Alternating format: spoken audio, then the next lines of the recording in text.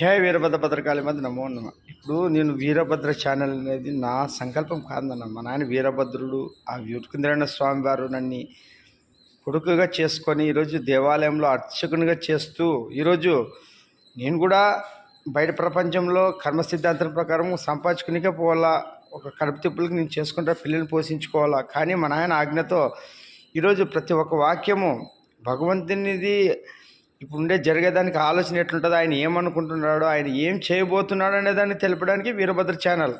ఈ వీరభద్ర ఛానల్ ఉరుకుందిన స్వామి హెచ్చరికని చెప్పడానికి నాకేమన్నంత ధైర్యం ఉండదా? నాకు ఆయన పేరు పెట్టి జనాలకు సందేశాలు ఇచ్చే అవసరం లేదు, వీళ్ళు వెలిగించాల్సిన అవసరం లేదు. కానీ మా నాయన ఆజ్ఞతోనే ఈరోజు వీరభద్ర వీరభోగర వసంతరాయ ఛానల్లోన మా నాయన వస్తున్నాడు, దిశానిర్దేశంతో భారతదేశాన్ని పాలిస్తాడు, అన్నీ ముందుకు అర్థమవుతుంది.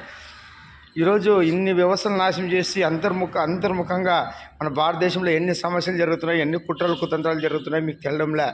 మీరు పైనటే చూస్తుంటారు భారతదేశం ఎంత ప్రమాదంలో ఉంది. రాష్ట్రం ఆంధ్రప్రదేశ్లో ఇప్పుడు మతోన్మాదులు, ఇప్పుడంతా చూసిన మత మార్పిడిలు, ఒక్కొక్కరు చాప కింద నీరలా ఒక డైరెక్ట్గా అన్ని రకాల ప్రయోగాలు జరుగుతున్నాయి. ఈరోజు మోడీ ద్వారా కొంతవరకు మనం ఉపశమనం కలిగించిన, యోగి ద్వారా కలిగించిన ఈ తాత్కాలిక ఉపశమనాలే కానీ దీర్ఘకాలికంగా ఉండవు.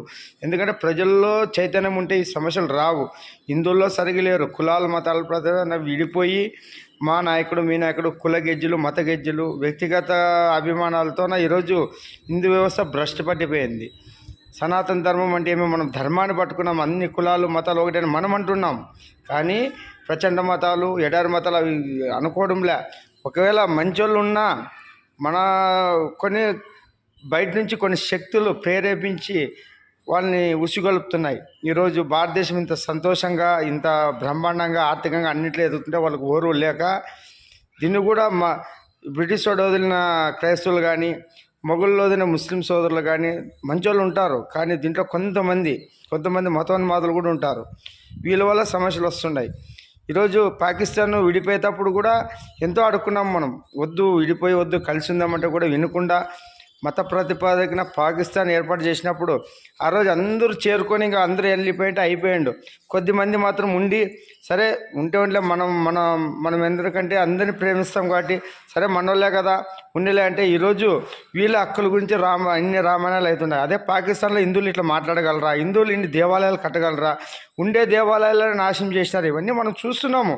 ఇంత చరిత్ర అయిపోతే మన ఆయన సోషల్ మీడియా ద్వారా ప్రతి ఒక్కరికి తెలుపుతున్నాడు, ప్రతి వద్దులో చైతన్యం చేస్తున్నాడు. ఇది వీరభద్రుడు ఆడే నాటకం నాయన, ఇదంతా ఒక స్క్రిప్ట్ తయారు చేస్తున్నాడు. ఈరోజు హిందూ సభ, ఐదవ సభ జరిగిన ఇవన్నీ మన ఆయన ఉసుకొల్పిన శక్తి, ఒక శక్తి నడిపిస్తుంది మనల్ని.